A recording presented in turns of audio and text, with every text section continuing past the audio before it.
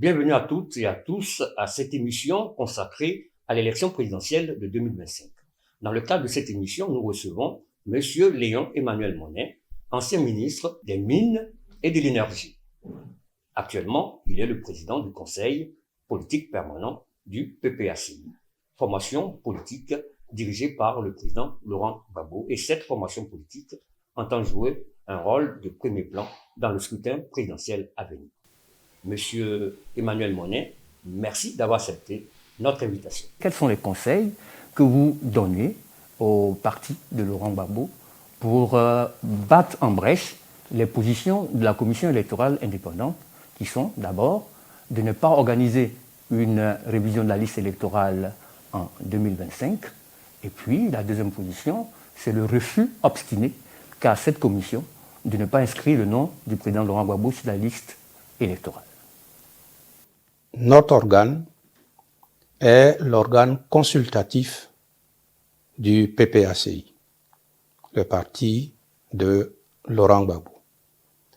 Et à ce titre, vous l'avez dit, il donne des avis et conseils à l'ensemble des instances du parti et aux simples militants sur les sujets qui lui sont proposés ou des sujets que le CPP aborde de sa propre initiative, c'est-à-dire par autosaisie. Et donc, il est composé de membres désignés par le président du parti et les statuts du PPACI indiquent que ces membres sont des hommes d'expérience qui ont une grande expérience de la vie, mais qui, de par leur formation pour beaucoup d'entre eux, ont aussi une grande expérience professionnelle et donc ont une expertise. Ce sont donc des autorités morales que le président Gbagbo choisit. Et notre mission première est d'assurer au sein du parti la cohésion. Et comme le CPP est composé d'experts, nous donnons aussi des avis et conseils sur des sujets qui sont d'ordre politique, d'ordre technique, d'ordre scientifique.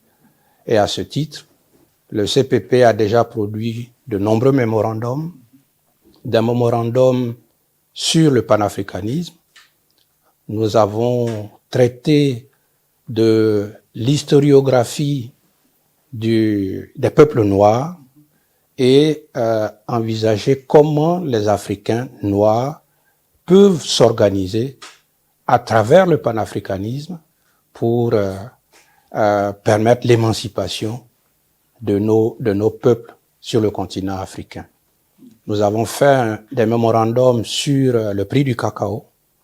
Nous en avons fait sur la CEDEAO et l'évolution d'un certain nombre de pays en dehors de la CEDEAO vers l'AES. Nous avons donc produit ces mémorandums à la direction du parti et beaucoup d'autres mémorandums. Et sur la question des élections, justement, le CPP y a travaillé et nous avons produit au moins 2 mémorandums en direction de la direction de notre parti que nous avons déposés. Et sur les questions que vous évoquez concernant les élections, nous pouvons dire aujourd'hui, au niveau du CPP, que nous pouvons orienter nos militants vers un diptyque. Le premier de ces diptyques, c'est que nous devons aller à cette élection présidentielle de 2025. Et le parti a pris une bonne décision en ce qui nous concerne et avec comme candidat Laurent Gbagbo, parce que nous estimons que c'est le meilleur que nous puissions produire et nous sommes persuadés aussi qu'il est de tous les candidats qui se sont affichés sur le terrain de ces élections présidentielles-là, le meilleur. Si nous prenons l'ensemble des candidats, celui qui a l'expérience politique la plus aiguë, celui qui a le plus, je pourrais dire, en matière politique, le plus fait de sacrifices pour son peuple, c'est Laurent Gbagbo. Voilà. Ça, on le sait, mais s'il n'est pas inscrit sur la liste électorale, mais c'est justement tous ces éléments de langage-là que nous devons apporter aux Ivoiriens pour qu'ils se sentent dans une posture de mobilisation pour que cette injustice qui est faite à Laurent Gbagbo, cette injustice qui est faite à l'ensemble des Ivoiriens même, puisse être corrigée. Il faut que les Ivoiriens sachent que Laurent Gbagbo est le candidat le meilleur. Et une fois qu'ils l'ont compris, ils peuvent se battre pour que son nom soit inscrit sur la liste. Parce que le contexte dans lequel Laurent Gbagbo n'est pas sur la liste est un contexte absolument inacceptable. On l'a dit qu'il a produit une casse de la BCEAO. Mais la BCEAO ne s'est jamais plaint. D'anciens hauts responsables de la BCEAO l'ont affirmé clairement. La BCEAO ne s'est jamais plaint d'une casse quelconque de sa caisse. Les procédures judiciaires qui ont amené la condamnation de Laurent Gbagbo sont truffées de turpitudes. Là aussi, d'éminents juristes en ont fait la démonstration. Ensuite, les documents sortis du greffe du ministère de la Justice n'indiquent nullement que Laurent Gbagbo doit être exclu de la liste électorale. Ça aussi, la démonstration en a été faite. Mais tout ça, on peut dire, ce sont des partisans de Laurent Gbagbo qui ont produit de telles déclarations. Mais la Cour africaine des droits de l'homme, qui est l'instance judiciaire de l'Union africaine, indique que notre candidat, Laurent Gbagbo, doit être inscrit sur la liste électorale et à cela, nous n'avons pas de réponse convaincante. Et donc, tous ces éléments de langage-là, nous devons les renforcer auprès de nos militants pour que la seule arme que nous avons, la mobilisation, puisse se faire de telle sorte que Laurent Gbagbo soit candidat. Et à travers cette même mobilisation, nous pouvons amener Laurent Gbagbo comme président de la République de Côte d'Ivoire, à condition aussi que le contexte des élections soit un contexte propre. Et c'est notre deuxième diptyque, aller à des élections dans les conditions qui ne sont pas celles que nous connaissons aujourd'hui. Quelles sont ces conditions? Aujourd'hui, et le CPP, à travers ses mémorandums, l'a indiqué de façon très claire, il y a trop de pratiques qui ressemblent à de la fraude au niveau de la confection des listes électorales. Des pratiques qui ressemblent à la fraude. Qui ressemblent à de la fraude. On peut les appeler des fraudes. Des fraudes. Voilà, tout simplement. Parce que nous demandons simplement la révision de la liste électorale. Nous demandons qu'il y ait un audit des listings électoraux. Les réponses qui nous sont données, ce sont des réponses à la hussarde. C'est-à-dire que, bon, ils ont parlé, nous on continue notre chemin. Et donc, nous pensons que ce passage en force là, il faut que le parti prenne les dispositions, et les dispositions à prendre, c'est que les Ivoiriens se mobilisent pour que nous puissions aller à ces élections avec le président Laurent Gbagbo, et nous puissions aller à des élections dans des conditions qui soient des élections justes et transparentes. On sait que toute élection demande des alliés, demande des partenariats. Est-ce que vous pensez que le PPACI peut aller seul aux élections, à ces élections 2025 et les gagner? Là encore, à travers un mémorandum que nous avons adressé au parti, et nous sommes heureux que la suite des événements nous ait donné raison.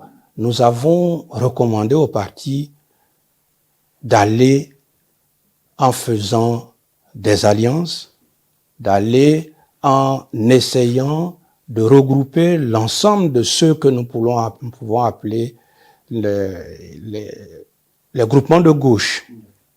Et à Bonnois, le président a lancé cet appel.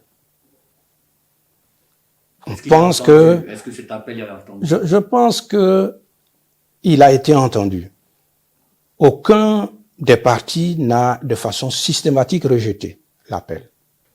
Et le constat que nous faisons justement à travers l'élément de notre diptyque, c'est que tous ces partis-là indiquent que les conditions d'élection sont inacceptables.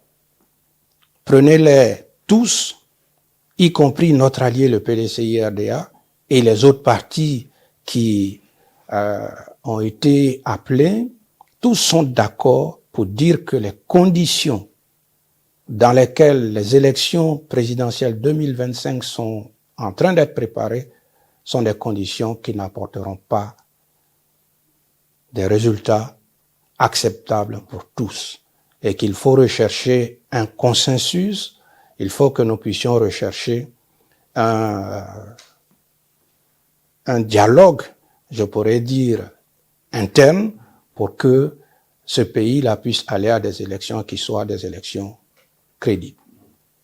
D'accord. Imaginons, faisons de la science-fiction, de la politique-fiction si vous voulez.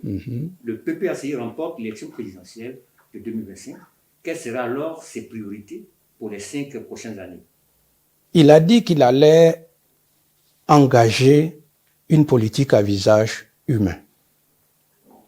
Et parmi l'un des premiers éléments qu'il a cité, c'est qu'il ne fera qu'un seul mandat. C'est important.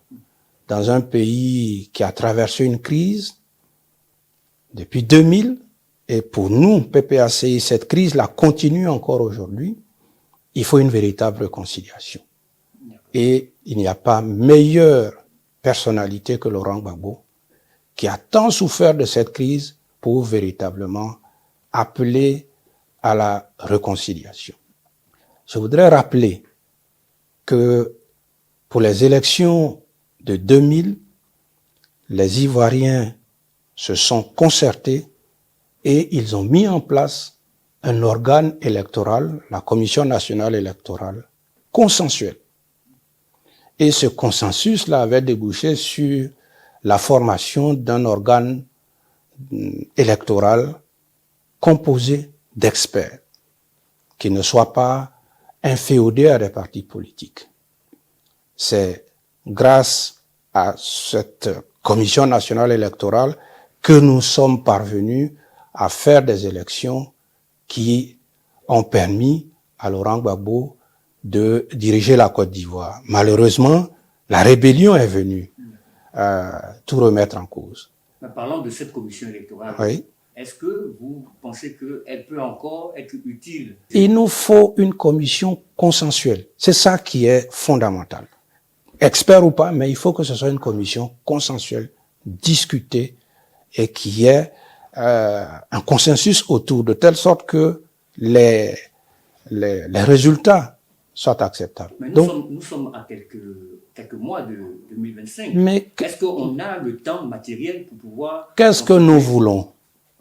Nous voulons la réconciliation dans notre pays. C'est ça qui est fondamental. La question du temps, on peut la gérer. Donc, pour nous, CPP, il nous faut donc aller vers la réconciliation véritable. Et nous pensons que, en faisant un seul mandat, le président Laurent Gbagbo est à mesure de nous apporter une solution au niveau de la commission électorale. D'autres candidats qui ont dit, avant d'être président, je veux juste faire un mandat. Et quand ils sont venus au pouvoir, la boulimie du pouvoir, les a amenés à faire 3 ou 4 mandats. Est-ce qu'on peut croire? Est-ce qu'on peut faire confiance? Oui, justement, le parcours de Laurent Gbagbo nous amène à avoir confiance en cet homme. Et c'est la raison pour laquelle nous pensons qu'il est de tous le meilleur des candidats. Les vérités qu'il a proférées, notamment depuis son retour de La Haye, démontrent qu'il a une pleine conscience de son rôle et donc, par exemple, sur la question de la guerre qui avait été projetée contre le Niger, vous avez vu son intervention.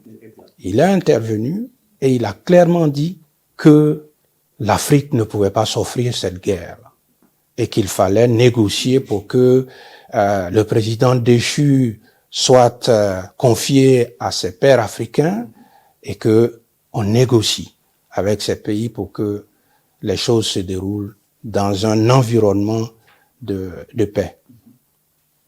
C'est Laurent Gbagbo qui a eu raison finalement. Voilà. Et donc, sur ces faits-là, nous pouvons dire que si Laurent Gbagbo indique aux Ivoiriens qu'il ne fera qu'un seul mandat, nous pouvons lui faire confiance parce qu'en beaucoup de choses, il a émis de grandes idées, il les a mis en application à travers son programme de gouvernement, à travers le projet de société également.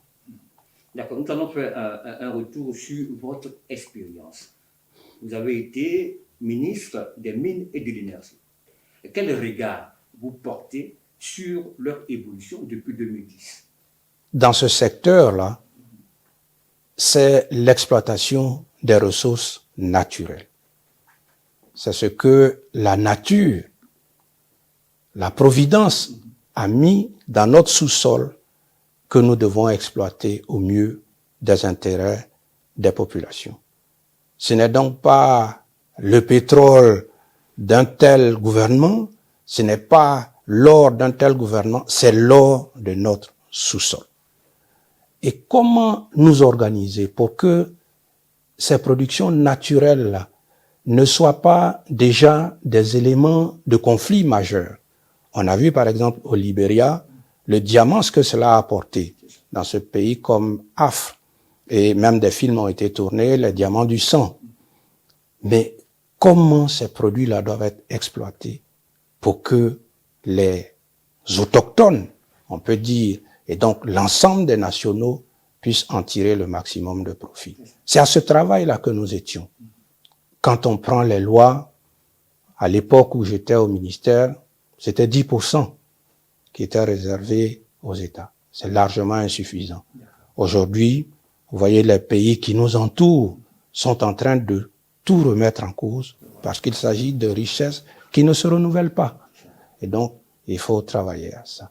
Et donc, le constat que nous faisons, nous voyons des chiffres, nous voyons des découvertes, mais dans quel contexte est-ce que ces richesses-là vont être exploitées? Je prends un seul exemple, la mine d'Ity. Quand nous étions au ministère, Ity était la seule mine qui, on peut dire, appartenait en propre à la Côte d'Ivoire. J'avais la capacité d'en nommer le directeur général, d'en nommer le PCA, et les bénéfices étaient gérés par la Côte d'Ivoire et les autres partenaires, parce que nous avions la majorité dans cette mine. Aujourd'hui, ce n'est pas le cas. Aujourd'hui, la mine d'Ity a été complètement, tous les actifs, et je ne sais même pas, nous avions plus de 51%, je ne sais pas quel est le pourcentage que détient la Côte d'Ivoire dans cette mine. Je regarde toutes les autres mines qui sont en train d'être exploitées. Quelle est la part de notre pays? Et donc, ce sont des préoccupations. Et nous disons aux Ivoiriens, lorsque Laurent Gbagbo sera de retour, nous allons aussi tirer les expériences d'autres pays miniers et faire en sorte que la Côte d'Ivoire tire beaucoup plus de bénéfices de nos richesses minières. Deuxième chose que nous pouvons dire, c'est que l'orpaillage est devenu... minière artisanale, c'est ça? C'est même pas l'exploitation, parce que l'exploitation minière artisanale est une pratique moderne qui est codifiée, qui a des lois. Mais l'orpaillage clandestin est un véritable fléau. Feu le président Henri Konan Bédian en a parlé, mais ça atteint des proportions inimaginables. Et certaines autorités ont dit qu'on utilisait ces orpailleurs-là comme bétail électoral. C'est pas faux. C'est tout cela que nous avons appelé des pratiques proches de la fraude. Non seulement ils vont frauder sur notre nationalité, ils vont frauder sur nos élections, mais ils vont frauder en détruisant nos massifs forestiers. Ils vont frauder en détruisant nos rivières. Ils vont polluer toute cette atmosphère et en dessous de l'or va circuler de la drogue. En dessous de l'or va circuler l'insécurité. Et donc, il est important que la Côte d'Ivoire change de cap. Et c'est la raison pour laquelle CAP 2025 est bien nommé. Il faut que nous puissions changer. Alors, malgré les investissements, le coût de l'électricité reste élevé pour certains ménages et certaines entreprises. À votre avis, quelle politique devrait être adoptée pour rendre l'énergie plus abordable? Je pense que le terme générique de politique à visage humain englobe tout cela. Même si les conditions de production sont chères, le pays doit se donner les moyens. En tout cas pour les ménages en milieu rural ou dans les quartiers difficiles des villes, plutôt que de les déguerpir de n'importe quelle façon, mais on peut subventionner le coût de l'électricité pour ces ménages-là. On peut subventionner le prix de l'eau pour ces ménages, et c'est cela, la politique qui est faite à visage humain. D'accord. Alors, nous sommes à la fin de notre émission. Est-ce que vous avez un message pour les militants, pour le parti lui-même, puisque c'est vous qui êtes les principaux conseillers? Alors, ce que nous pouvons dire, c'est qu'aujourd'hui, nous avons eu la chance d'avoir un personnage charismatique, on peut dire cela comme ça, le président Laurent Gbagbo, que ceux qui étaient opposés à sa politique ont essayé d'éliminer. Par chance, il est revenu. Et il est au devant de notre parti. Par la force des choses, il est, je pense, obligé d'être au devant des élections qui viennent. C'est un sacrifice supplémentaire pour nous qui le connaissons. Mais il s'y est engagé. Et donc je peux dire qu'il a fait sa part. Vous savez, quand on regarde l'actualité, il y a certains pays où, placés dans les mêmes conditions, ceux qui étaient à la tête du pays ont pris leur avion et se sont extradés. Laurent Gbagbo est resté parce que tel était son destin que les Ivoiriens lui ont confié jusqu'à ce qu'on le prenne. Il aurait pu perdre la vie. À la grâce de Dieu, Korogo l'a et il a dit, lors de sa première comparution, nous irons jusqu'au bout. Il est allé jusqu'au bout. Il a été innocenté. Il a été blanchi. Il est de retour.